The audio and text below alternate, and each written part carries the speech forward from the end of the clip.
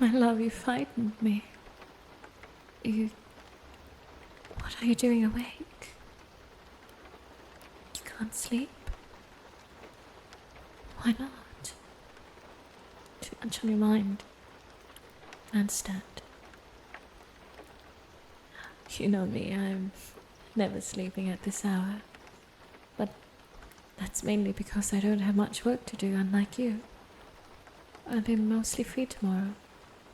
Chores, daily activities, caring for the children. It's nothing that's beyond my usual capacity. But then there's you, and there's so much more that you need to do, isn't there? My darling, what's wrong? You seem to be preoccupied. Come here. Let me stroke your hair and perhaps read you some poems that I've been writing. Yes, I have gone back to writing again. I know it surprised me too, especially when I thought that all hope was lost after we had our second one, but I see now that my mind still manages to come up with something, and it must be because of you. Yes, you. Because of how you've changed me. Loving you has changed me.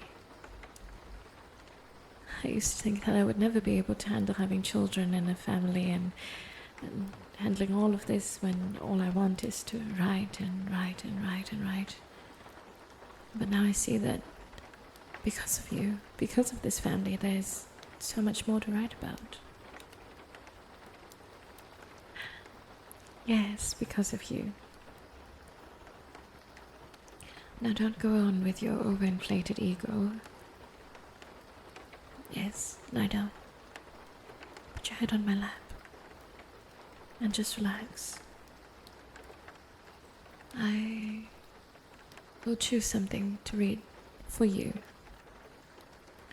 And I don't think that you will appreciate this one because it talks about your flaws.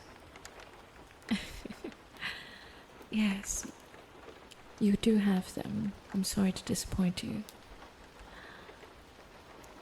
And it is those very things that I've fallen in love with.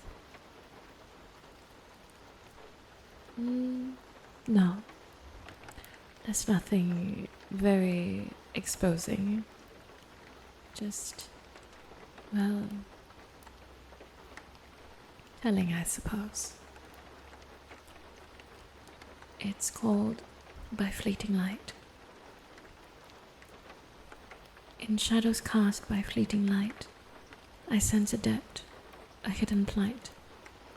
Through veils of time your essence calls, a symphony of flaws and thralls. Within the tapestry of your soul I find the cracks that make you whole. Imperfect strokes on life's canvas, a masterpiece, both gold and brass. Your flaws, a melody unsung, echo through the days so young. Each scar a note, a whispered tale, a journey etched in every trail. I feel the tremors in your gaze, a mirror to your hidden maze. Imperfections like petals fall, yet in their descent they stand tall. Beneath the surface rivers flow, where flaws in quiet rhythm grow. I touch the edges of your fears, in every flaw resilience appears. Mosaic of vulnerability, your flaws unveil a truth, a key. For in acceptance love is born, a sanctuary where hearts are worn. I feel your flaws, a gentle breeze, whispering secrets among the trees. In every stumble, every scar, I find the beauty that you are. For in the flaws a story is told, of strength, of grace, both young and old. So let your flaws be stars that gleam, illuminate the beauty in the underseen.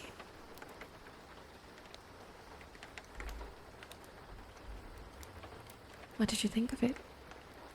Did you like it? Yes, I'm glad. Read you more. I think that you're getting a little bit greedy, aren't you? Yes, I know that I'm a poet, but they're not meant to be read until they've been edited. I know that you have heard them at their most raw, but I still find it embarrassing. Yes, even though that you're my husband. Fine. I'll indulge you since you can't sleep and since you're so needy and demanding. And I pity you greatly. Well, I wrote another one about our son. The first one. You know how I told you that I didn't want to have children when we first met, and how I would spend my days buried under books and papers and smelling like ink and candle wax. And now I'm buried under piles and piles of cloth and mud and dirt with our 3 boys running around all the time. And I smell like grass and dew and the smoke that comes from the furnace as I rock them to sleep, and somehow I prefer that much, much more. So I wrote this for them, and I called it A Life Untouched. In the quiet corridors of my heart, a choice made to set apart. No cradle dreams, no lullabies, a life untouched by babies' cries. Yet faith and fate, a weaver of tales untold, spun a yarn a different mold. For in the hush of life's grand scheme, a plot unfolded like a waking dream. No desire for tiny hands to hold, yet a destiny, a new story scrolled. The echo of a heartbeat soft and mild, a metamorphosis, a change compiled. In the cradle of uncertainty, a revelation, a tender decree. The first cry, a serenade of surprise, unveiled the love that words disguise. Tiny fingers, delicate and small, wrapped around my heart's stone wall. Eyes that mirrored a celestial star, igniting love, a blazing start. No script could capture the sheer delight. His parenthood embraced that night. A dance with shadows transformed to light, a palette painted with hues so bright. Unfurling petals of bloom anew, in the garden of love my heart it due. From indifference to a love so wild, I cradled joy in my reluctant arms, my firstborn child. The symphony of laughter, the lullabies, a melody that in my heart now lies, no longer touched and no longer untouched by baby cries. I found my love in your innocent eyes. Yes, it is sweet. It's meant to be sweet. It was meant to be moving and touching. It was meant for him, for our boy,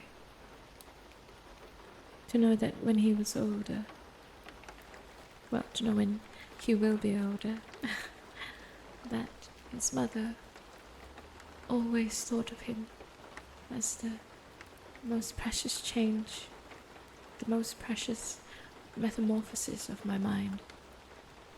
Aside from you, you were the most unexpected thing that brought 3 more unexpected things in my life, and now I can't imagine my life without it. I can't imagine not waking up and coming to an empty house and waking up and not having you, and waking up and not hearing them scream for me and whine and yell and prattle on about all their stories and their adventures and their imaginations and their love and their passion, and all of them is all of us, and all of us is all I want. And I can't thank you enough for giving me this opportunity. Yes, you did give it to me because I told you that I didn't want it. And you pursued and pursued and pursued. And I told you many times that I'm not interested in any of these sort of wifely or motherly endeavors, but yet you took me nonetheless to the point where I couldn't bear not being a wife and a mother, and all I can think of is being your wife and their mother, and I want nothing less and nothing more. And these poems, and yes, it flows out of me. It comes as easily to me as breathing, and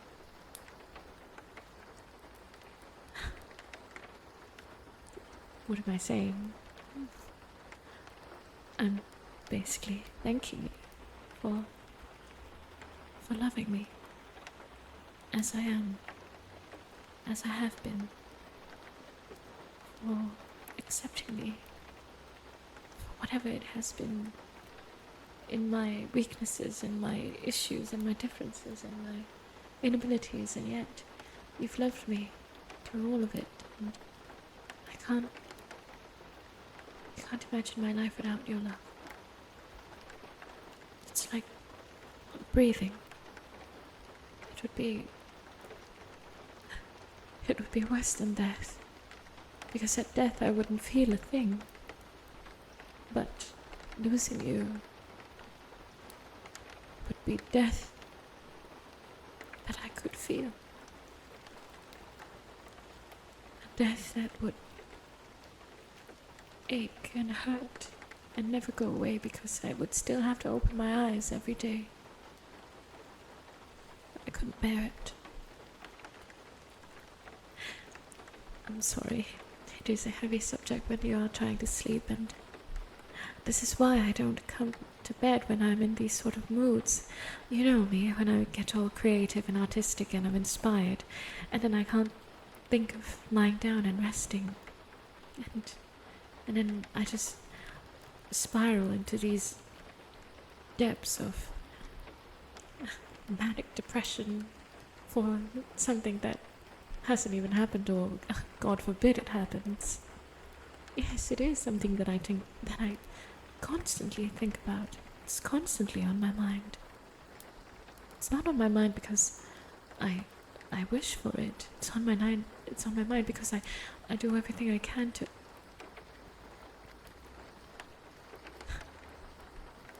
Yes, I understand. And I love you more. I love you much, much more. I love you more than I could put it into a poem. I love you more than I could express it in words and describe it in a story, or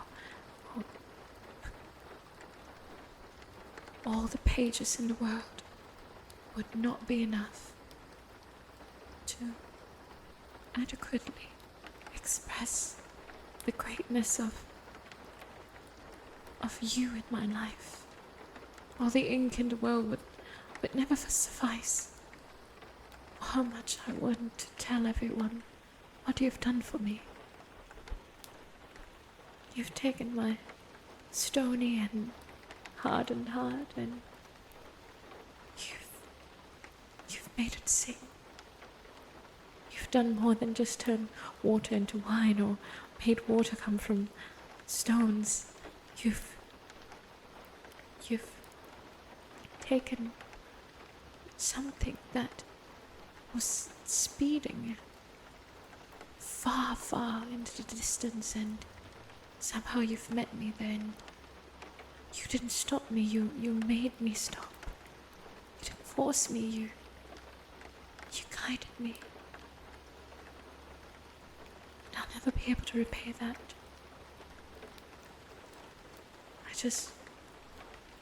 I simply hope that our sons will never have to imagine a world where their mother doesn't love their father, or their father doesn't love their mother. And I think that for this, we have done the world a favor, if you will.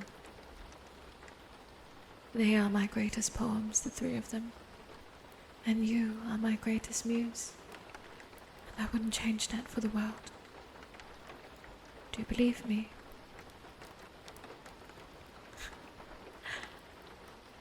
I know you do, it means a lot for me to hear it.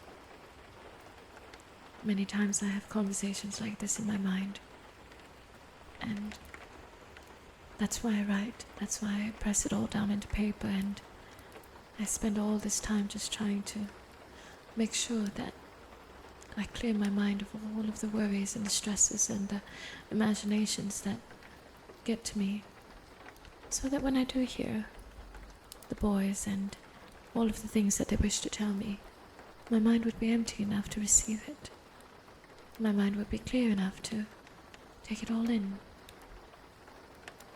Does it make sense? Good. I'm glad it does. I can see that your eyes are getting heavier. That is a good thing. Not heavy enough for one more poem, you say? You are greedy. Well, you're lucky. There's one poem that is meant exactly for this moment. Yes, exactly for this moment. It's a poem about not being able to sleep. Yes, not being able to sleep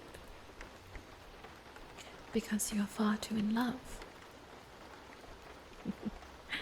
Yes, I would imagine that that's the reason why you can't sleep, isn't it? Because you're always having me on your mind. I am only joking. My love, I didn't mean it as something real. My God, what a romantic you are. And I thought that I was the poet here. Yes, you can be quite romantic at times. I give that to you. Well, I wrote it for you when we first met. Why haven't you heard it? You haven't heard it because I didn't think it would be wise to let you hear it when I was certain that we wouldn't marry and that we wouldn't have a family and that we wouldn't have children running around every day screaming our names. And yet here we are. I think it was around a month after you were so vehemently pursuing me. I didn't publish it, of course.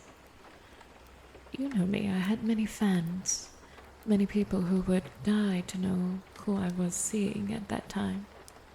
And I preferred that they did not know that I did believe in the concept of romantic love when I had so long only written about the strength of femininity and the passing and glib words of men. And for someone like me to write about how I was falling in love with one would have been slightly hypocritical, don't you think? But yes, I did overcome it. And after I wrote the poem, I felt like I was clear in my mind about what I truly wished for. Not with any man, but with you. I called it Entangled.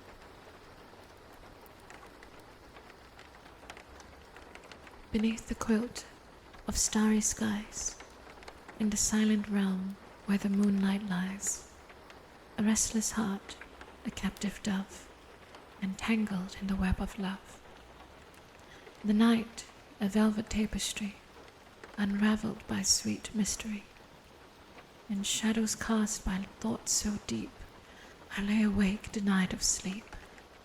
A symphony of whispers soft, love's lullaby, a spell aloft. Tangled in dreams that won't subside, I dance with you, and with thoughts of you, my guide. Moonbeams paint patterns on the walls. As sleep eludes in your love, I fall. The ticking clock, a distant chime, echoing the rhythm of your rhyme.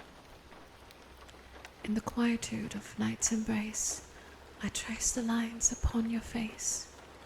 Each lullaby a refrain so sweet, a lullaby my heart repeats. Restless dreams like fleeting streams carry me to where love gleams.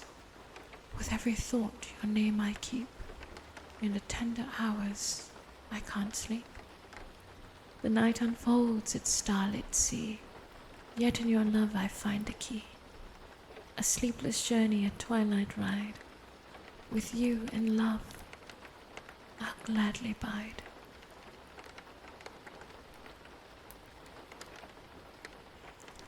Sleep well, my love.